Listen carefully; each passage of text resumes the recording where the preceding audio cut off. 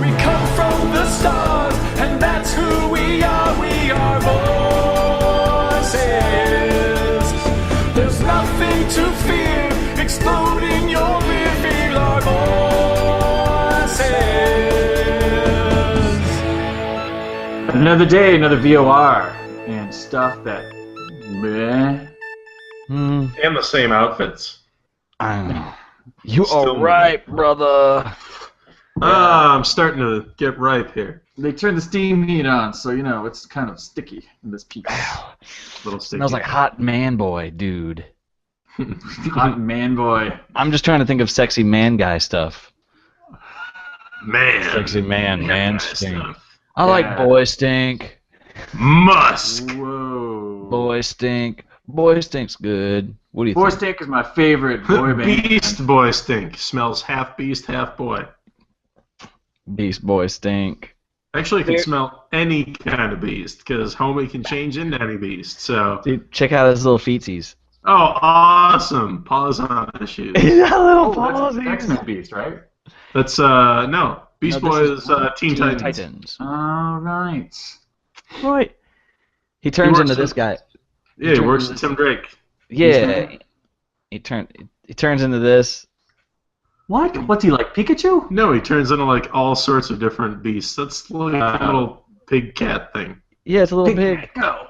Every the figures all come with different versions of what he turns into. There's a kitten. There's like a little naked mole thing.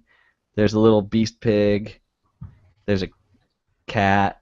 I don't know. There's a few. Fascinating. I just So that's love the Beast character. Boy. You gotta watch the Teen Oh, Titans. dude, Beast Boy is awesome, man. I love it.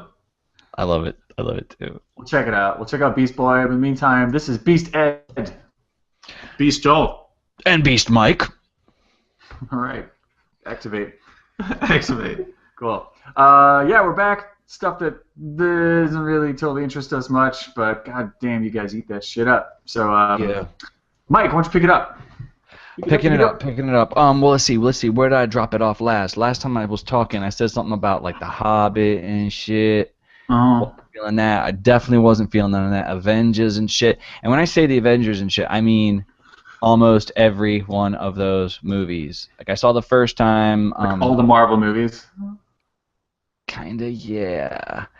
I think it may have started when Spider-Man. And you know me, dude. I love guys in eyeliner. But there was that second Spider-Man movie where Tobey Maguire came out and he was all emo and he got bad and he wore eyeliner and he had a dance segment. Spider-Man 3. Yeah. All right. That's okay. I think I saw it, and I saw it out of context. I just saw it because a friend invited me to go see it, and it was a horrible waste of time. It was the stupidest thing. But then, and maybe it changed my genetics. I couldn't like any of those films after that. I didn't like. I liked the first Iron Man, then the second one was what it was, and then there was the Avengers, and there was Thor. I don't like any of the X-Men's. Now, I haven't seen Days of Future Past, and I know I've heard that is just so goddamn good. But I don't know. It's a lot of characters to keep up with. I kind of felt there was like a little bit of shoehorning going on in the Avengers with the hi, I'm Tony Stark, snark, snark, snarky, snark, and hi, I'm a hot chick, and I'm boobies and legs, and then I'm the uninteresting guy that shoots the bow and arrow, and then I'm the creepy Thor. Like, what? How did that character get a film of his own? Like, that would almost be like... films. Yeah. 2! There you go. All right, so he gets a I'm just film. going to sit here and correct Mike on all the Marvels. Go on. Dude, like, seriously, it almost makes me feel like go through Star Wars and Forlom. Forlom needs a film. Yeah? Now there's that'll a film. happen. Forlom or Zuckus, and It'll be a buddy pick. It'll be a buddy pick. It's gonna be a fly looking like buddy pick. Right, and there'll be a cameo like gimme from Billy D. Williams, and that's gonna be the money, and the world is gonna like money and semen, and glitter is gonna go flying out of their nose and ears holes, and it's just gonna be. This is gonna be pre-Star Wars trilogy, so Greedo will make an appearance too. Oh, but he'll be a prince, and he'll be his uncle. or maybe he'll be his nephew. Yeah. That's right. Yeah, it'll be something. It won't really be quite Greedo, will it? Greedo and Billy D. Williams. They'll be long lost brothers. Greeley D. Williams. Yeah, that's kind of like what that stuff felt like. And the thing is that like I fell for that stuff with Star Wars, and you know it. Like I fell for that. Like you could throw Boba Fett. Like someone could walk by some clone troopers dormitory room on El Camino, and frickin' a clone trooper's got a little picture on his refrigerator of Boba Fett as a young kid, saying, you know, wish you were here. And I'd been like, that was Boba Fett when he was young, dude. Like I would have been on that shit. You know it. You know I would have bought the figure. Yeah, no, I would have too. I would have bought the figure. What about 3? Yeah, and that whole movie felt like that. What's that? So he said he would have bought 3. Yeah, what about 3? Oh, he'd have bought 3. Okay, cool. I thought he said I love 3. I was like, I was talking about 2. I know. No, I just didn't. And I'm not picking on the people who love that stuff. I mean, it's cool. I mean, like what you like. Yeah, come on. There's enough terrible stuff going on the planet. Ebola. We're not here to talk about Ebola. Right. Ebola's fascinating. Ebola had some really good There's books and movies made Ebola about it. happening. So I mean, like, come on. If you like a frickin' Marvel movie, watch it. But well, here's one. Maybe I'm just getting old and tired. But I haven't even seen the new Batman movie. I don't even think it's a new Batman movie anymore. It's not even considered new, is it? It's got I haven't seen any of them. It's about 2 years and a couple of months old. Yeah, so yeah. You're a little behind. Yeah, and I don't even care. Like it's just like, and I work conventions, and here's another thing: cosplay makes me crazy. I'm not on board. How does that fit our genre? This is crazy. Just in general, just cosplay, you don't get like why people dress up, or to the degree that they do. I get cosplay in the. I think giving it a name hurts it. I think because it's called cosplay. Now it's almost like ass play. So if you're into ass play, you're in to ass play. You've been marked. You know what I mean? You're a freak. Like I'm not going to disagree here. The first time I heard someone ever refer to it as cosplay, I was like, that sounds sexual. Like in the bedroom, like, you know, cheerleader fantasy shit or whatever is when someone first said cosplay to me, and then I was like, oh, dressing up in costume, the conventions or Renaissance fairs or things like that. I was like, I do that shit, but I would never give it this bedroom term. Look, here's where the name comes from. It's from Japan, where they like to mash up words. So you can go to Family Mart and it's like Fama, or you can go to First Kitchen, it becomes fucking. Endless laughs from the Westerners. So it's costume play. It means you dress up and you take on the personality of this character, and when you go to shows to show off your work, you're also probably there may be a little scene with your character. They may say some lines from the show or book or whatever, and sometimes they'll sing a song in the character that they're dressed as. So that's where costume play becomes cosplay. Now, when the anime shit got really popular, people dressing up as in costumes as their characters for years, but anime blew up, the kids flocked to it, and with the anime explosion over here, and people having more manga available to them, and Japanese culture, that's how they learned about cosplay. That's why it's cosplay. Okay. So people at Ren Fair, they're not cosplayers. They're just people dressed up at the Renaissance Fair. All right, and I get it. However, I think the name gives it, validates it to a certain level that makes me uncomfortable. Like, you know, it's not going away. The fact, yeah, it means it's not going away. And here's the thing that like, it's at shows, and I'm teetering on the edge of I'm always listening to the conversations, and I hear people say things like cosplay kills comic conventions. And I just recently did a comic convention where the cosplay the award ceremony for the cosplay like sucked the air out of the convention floor. Like everyone was gone. Like you could have gotten naked at your table for 20 minutes and sat there, and no one would have noticed. So that's freaky. The fact that like you do these conventions that are Comic Cons, and they're really more about the assholes who just want to wear. And I say assholes because I want controversy. But the people who just wear all the costumes, and that's why they're there. You know, I don't get that. Like it's just it's Halloween or it's just a party. I don't know. Part of me is like make it go away, but then maybe con attendance will go away as well, like 100% of it. Yeah, at this point, yeah.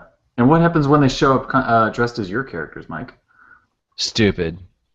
I'm not gonna give into that. Like, of course, I just said all this shit, and when they're dressed as myself, I'll start crying. Is what I'll do. That's right.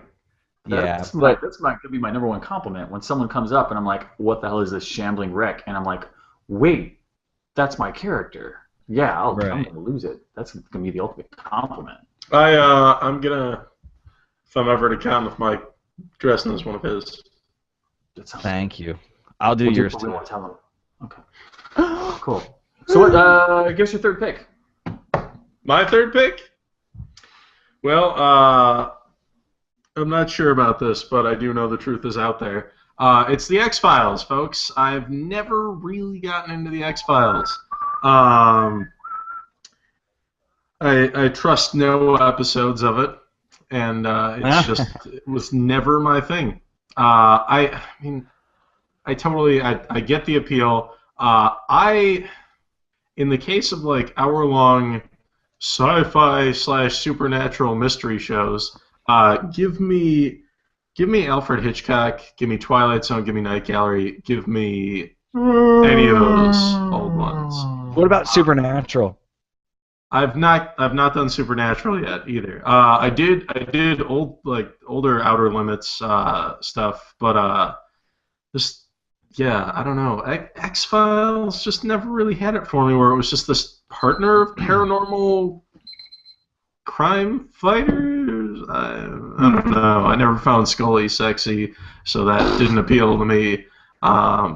And I met David Duchovny once, and I'm gonna say he was a bit of an ass. So. Right. I did meet him. It was either towards the end of X-Files or it was already over.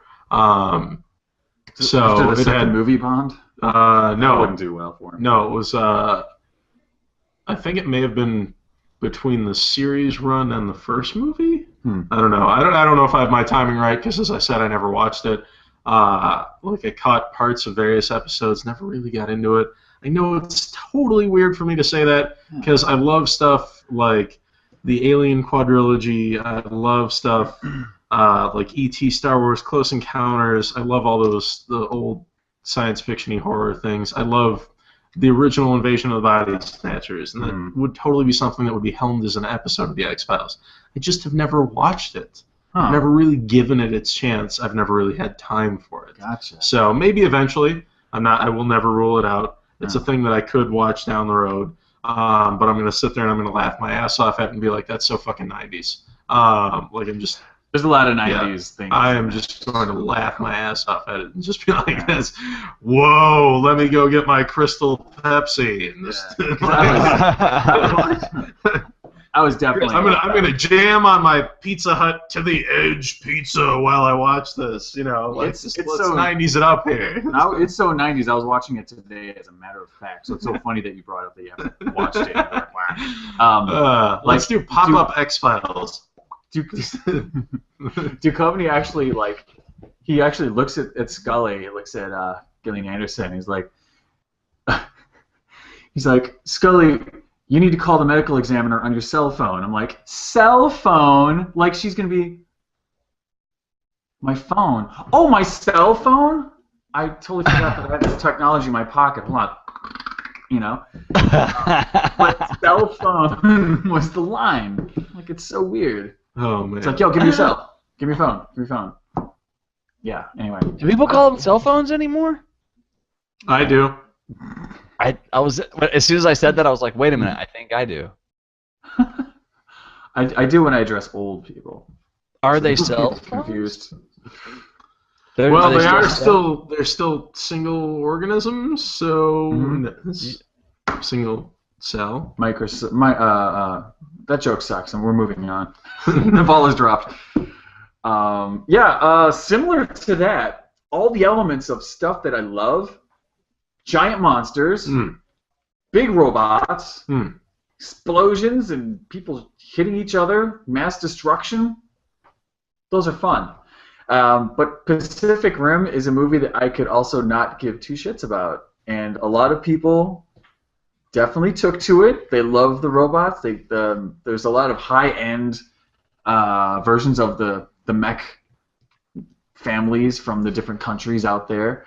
I haven't seen it because I think it's because it just looked exactly like what it's supposed to be, and I have no characters to touch on. It just literally looks like monsters versus robots, human destruction, Earth destruction type of scenario, and I don't see any. There's no one person that sticks out where I'm like, I want to see his story. I want to get to know what her deal is. It's just maybe they should have gotten a better celebrity. If you were looking to see a modern monster film like a modern Godzilla, then yeah, Pacific Rim's the movie for you. And not Godzilla, but Pacific Rim. Guillermo del Toro, you should have finished your Hellboy trilogy before you did this. Shame on you. I am putting it out there. I love Hellboy. You are a great director, but shame on you, sir, for being impatient and not pleasing the fans, finishing it off, closure, all those things. Pacific Rim, Ed, you are spot on with no characters. Absolutely, you nailed it. There is nobody to relate to in that film. There is no character building. The characters suck. Absolutely, in that film. They suck hardcore. The graphics are great. The fighting is great. But the character building, whoa. Like, you should have hired Whedon for that crap. No joke. Like, he probably could have brought it. Yeah. There is one person that actually has character and is semi-interesting in the entire film of Pacific Rim, and that is, of course... Gypsy Danger? No, not at all. I would go with Ron Perlman's character, who basically is a Jewish body part dealer, or what? Yeah, it's weird. But of course, he made an appearance, and I mean, if you're looking for just coming in and out of a film where a couple of giant things hit each other a lot, then yeah, it's a great film for that crap. Right. The thing that I found great pleasure in was that one of the giant robots, I totally forget what they're called or whatever. Yeah, I knew you know the names, Mike. But one of them, just know Gypsy Danger. one of them had the colorings and somewhat of the shapes of Gigantor, or Tetsujin 28, Tetsujin Nijuhachi. So it was kind of a throwback to that. They also did pick on the Transformers in one shot, where one of them steps their foot out of water and onto the side of a pier right next to a semi-truck, showing the scale, and the semi was like this, and the foot was like this, just the foot of the mech, and it was all just like, oh, so let's bring this shit to scale. This is how big those fucking robots are. Yeah. So it was cool that they had that representation in there. But Pacific Rim, I'm gonna say you're not missing anything. All right, noted. Good. I'm on board with Firefly. Fuck Pacific Rim. Pacific Rim was, yeah, good. Whatever. Good. It's just whatever. Cool. Well, cool. Yeah, that's pretty good. You guys feel free to leave comments here on YouTube, or drop us a line, or swing by the old Facebook page and let us know what did you not get into, or do you think we're full of crap, or do you think I should see Pacific Rim, you know? Or maybe I'm missing on some like quality tatas that he just doesn't want to tell me about. I understand. Right. He gets possessive. A dick. We're talking about a movie. Whoops. Yeah. But yeah. So yeah, just go to vorradio.com and we'll links to all the fun stuff, more audio, more video. and in the Facebook page, and a million ways to leave voicemails and emails. So cool. Which we do listen to, we do respond to, and actually tomorrow is Friday, so we'll be back to listen to your calls, but not your emails. You can send us shit. And for those of you who are at New York Comic Con currently, swing by the Artist Alley to table I-4 and you will find yours truly right there. I'm selling you some really cool stuff, including an exclusive Dancing Baby Groove. Oh, hook on that feeling, bitch. Alright. Okay, we've been plugged. So sweet. We'll be back tomorrow with more VR. So hey man. Of course. Be with. That